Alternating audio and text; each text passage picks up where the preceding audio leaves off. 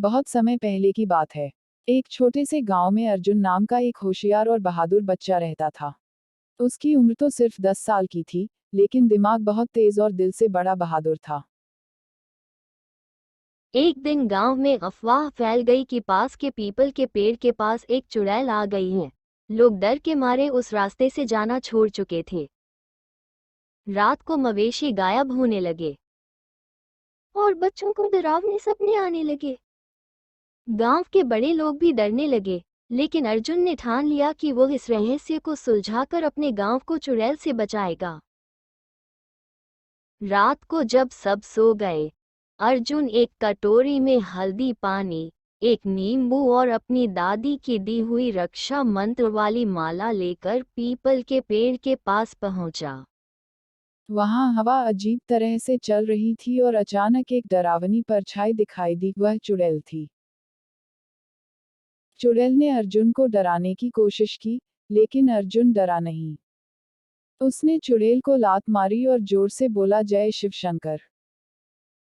उसने फिर चुड़ैल को बोल कि अब तू जल्दी से गांव छोड़ दे, वरना मैं तेरी सारी शक्ति खत्म कर दूंगा और तुझे मार दूंगा। चुड़ैल को कोई फर्क नहीं पड़ा। तब अर्जुन को गुस्सा आ गया। उसने मंत्र पढ़ने शुरू कर दिए।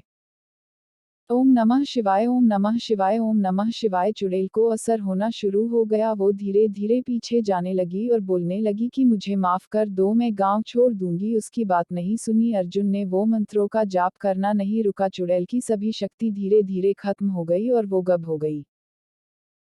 अगले दिन गांव वाले जब जागे तो देखा कि अब सब कुछ शांत था। गाय वापस आ गई थी, बच्चे हंसने लगे थे और पीपल का पेड़ फिर से साधारण लग रहा था। गांव के प्रधान ने अर्जुन को सबके सामने नन्हा वीर की उपाधि दी।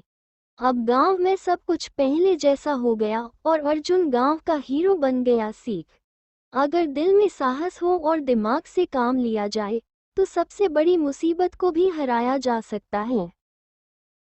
एक बार की बात है, राजस्थान के तपते रेगिस्तान में एक व्यापारी सफर कर रहा था। उसका नाम था राघव, साथ में उसका वफादार ऊंट था बदल। दोपहर का समय था, सूरज सिर पर था और गर्मी भयंकर। अचानक राघव थकावट से उसका सिर चकराने लगा। वो रेत पर गिर गया।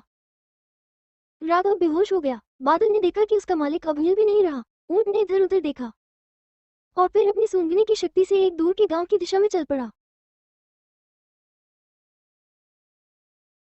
कई किलोमीटर तक तपती रेत में भागता रहा और अंत में गांव तक पहुंच गया। वहां ऊंट ने जोर जोर से चिल्लाने लगा। गांव वाले समझ गए कि कोई गड़बड़ है।